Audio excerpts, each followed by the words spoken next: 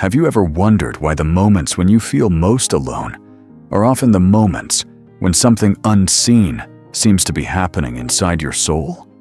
As if heaven itself is leaning closer to listen to the quiet cries you never say out loud.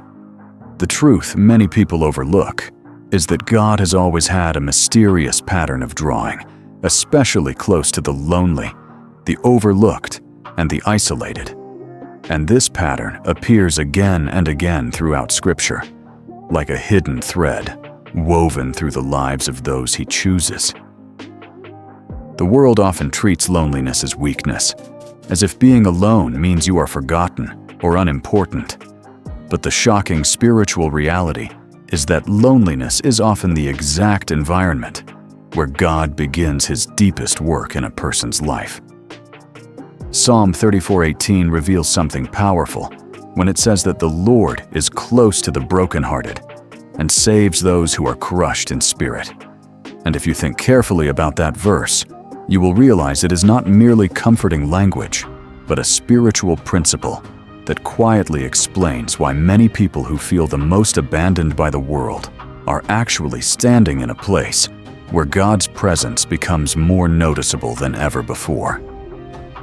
The first hidden truth is that loneliness often becomes the space where God removes distractions so He can speak to you more clearly. Because when life is full of noise, relationships, constant validation, and endless activity, the human heart rarely stops long enough to hear the gentle voice that 1 Kings 19 describes as the still small voice, the whisper through which God often communicates His guidance. Many chosen individuals throughout the Bible experienced seasons of deep isolation before stepping into their purpose. And that pattern is not accidental. Think about Moses spending 40 years in the wilderness before encountering the burning bush, or David hiding in caves while fleeing from Saul before becoming king, or even Jesus withdrawing alone to the wilderness for 40 days before beginning His ministry. These moments of solitude were not punishments, they were preparation. And here is the surprising part that many people miss. Loneliness forces you to confront parts of your heart that would otherwise remain hidden. The fears, doubts, and questions that surface only when there is no crowd to distract you. That confrontation is uncomfortable, but it is also sacred, because it is often where transformation begins. When Jacob wrestled with God in Genesis 32, he was alone in the night, and by morning he walked away with a new name and a new identity. Loneliness did not destroy him. It revealed who he was becoming. The second hidden insight is that God often uses loneliness to redirect your dependence away from people and toward Him, because humans naturally seek approval, validation, and security from others. But those sources are fragile and temporary. Relationships can fail, people can misunderstand you, and even those who love you may not fully grasp what God is doing in your life. In those moments, loneliness becomes a spiritual warning signal that God may be shifting your foundation, teaching you to anchor your identity in something deeper than human recognition. Galatians 1:10 quietly asks a powerful question about whether you are seeking the approval of people or the approval of God. And many people discover the answer only after seasons where the applause disappears and the crowd fades away. When you feel like nobody truly understands you, it can feel devastating. But there is also a hidden blessing in that experience, because it pushes you toward a relationship with God that is no longer superficial or inherited from others. Suddenly, prayer becomes more honest. Scripture feels more personal, and the quiet moments that once felt empty begin to feel strangely alive with meaning. The third truth is something few people talk about openly. Loneliness can actually be a sign that you are being spiritually refined for something greater. Romans 8:28 says that God works all things together for the good of those who love Him and are called according to His purpose. But that promise does not mean the process is comfortable. In fact, the refining process often involves separation from environments or relationships that once felt normal but no longer align with the direction God is leading you. Sometimes loneliness appears when you outgrow certain patterns, when your values begin to shift, or when your spiritual awareness starts pulling you in a direction others around you cannot yet understand.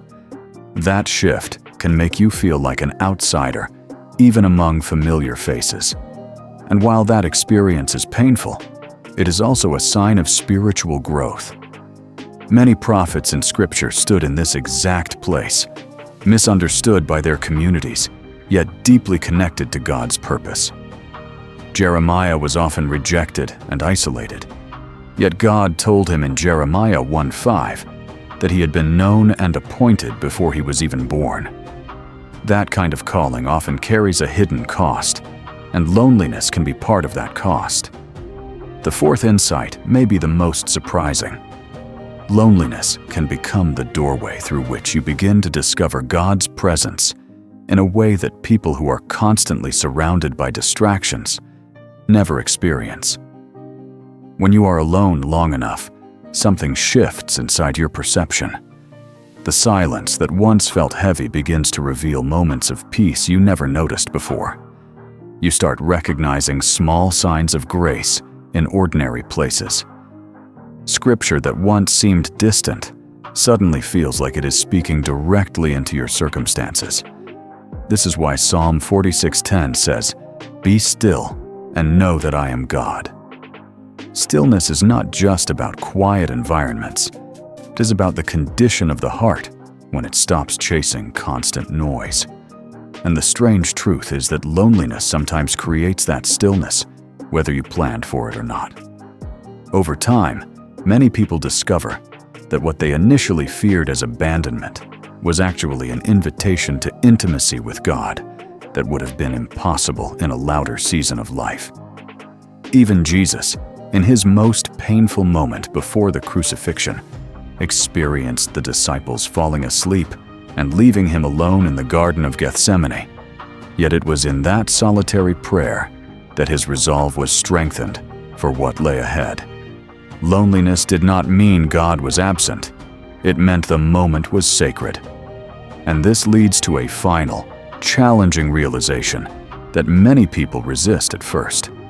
Sometimes God allows loneliness, not because you are forgotten, but because you are being positioned for something your current environment could not sustain. Spiritual growth often requires space. Just as seeds germinate in darkness before they ever break through the soil, many transformations begin in hidden seasons, where nobody sees the process unfolding.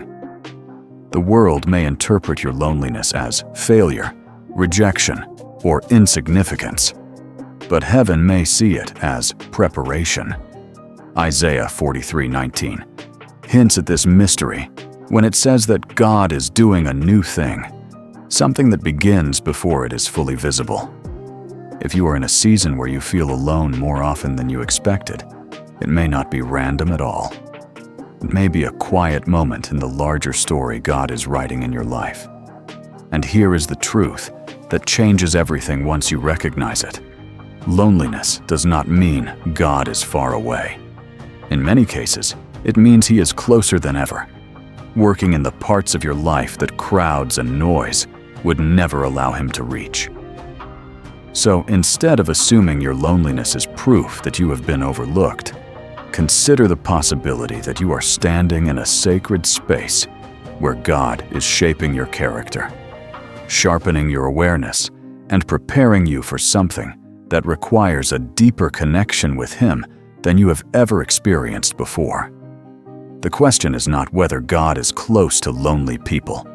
The question is whether you are willing to recognize His presence in the quiet places where most people stop looking.